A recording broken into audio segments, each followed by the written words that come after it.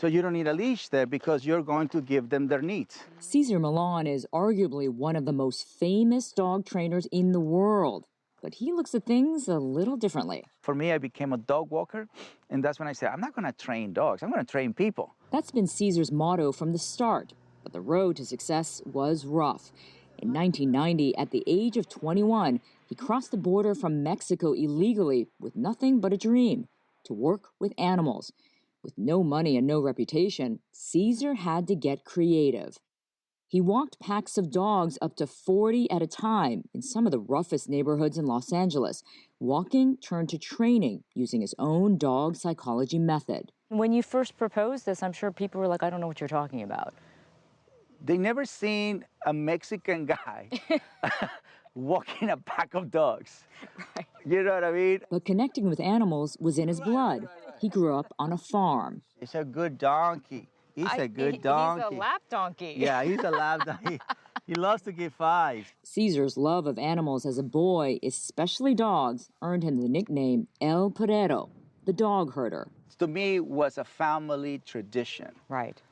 Like a religion, like, you know what I mean? Like, It was if you part of belong. you, yeah. It was part of us. My grandfather said, never work against Mother Nature. Yeah. Always gain their trust, always gain their respect. Cesar gained respect once word of his effective training got out.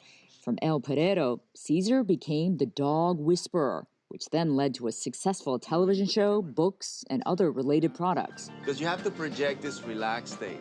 So this is not, see how you're looking through the... He's tense. Yeah, yeah. This is when you breathe. But in 2010, Cesar's world fell apart.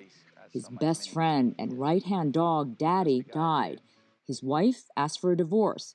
His two sons stopped talking to him, and Cesar learned he owned very little of his dog whisperer business, leading to millions of dollars in losses. The sudden avalanche of bad news led Cesar to attempt suicide, but he survived and found hope by resurrecting his passion for dogs, especially since they never lost hope in him. In order for you to move on out of negativity, you need a support system. You can't do it by yourself because you're in a hole. You need somebody to, metaphorically speaking, to take you out of that hole. No one better than the animals, because they always believed in you no matter how deep in the hole you are. Cesar is now thriving. He and his pack, which includes Daddy's successor, Junior, run his dog psychology center in Southern California. Cesar still has television shows on the air, and his Cesar Live tour travels around the globe to packed audiences.